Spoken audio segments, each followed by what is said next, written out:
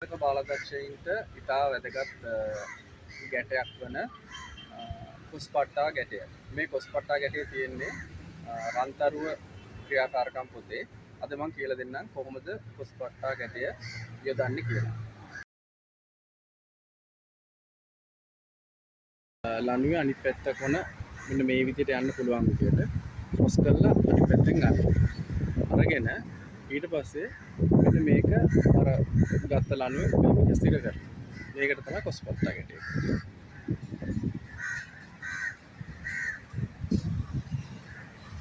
මෙන්න මේ විදිහට මුලින්ම අපි ලණුව අරගෙන ලණුවේ එක පැත්ත කොන මේ විදිහට ගත්තා.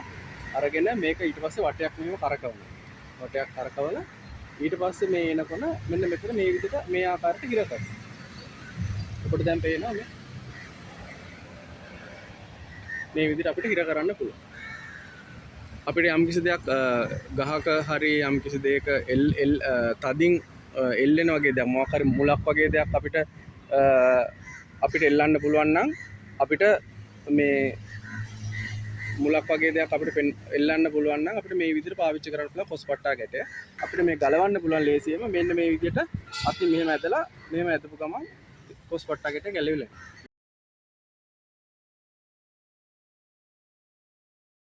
අරගෙන ඒක මේ විදිහට ගන්නවා.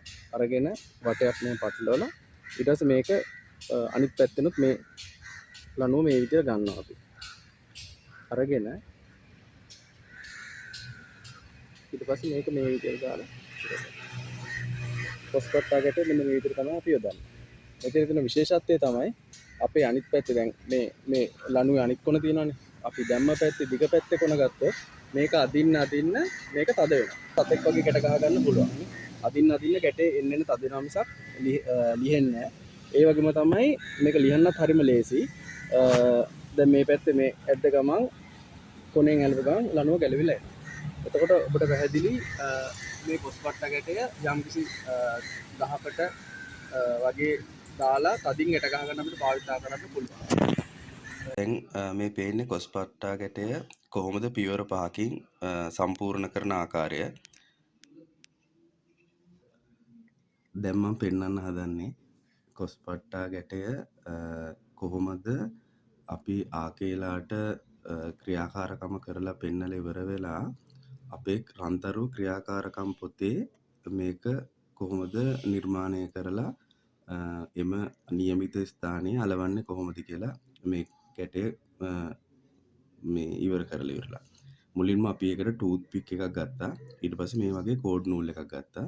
ඊට පස්සේ මේක අපි නිර්මාණය කරනවා. ඔන්න බලන්න දැන් මම මේක නිර්මාණය කරලා පෙන්නන්නම් කොහොමද ටූත් පික් එකකින් මේක හදන්නේ කියලා.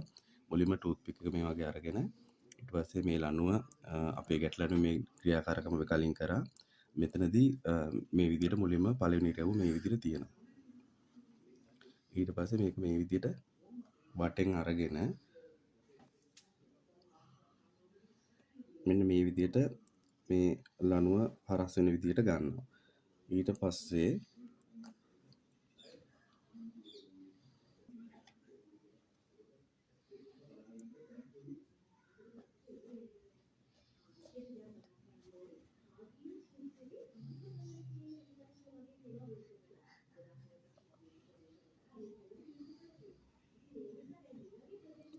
ලණුව මෙන්න මේ විදිහට අරගන්නවා.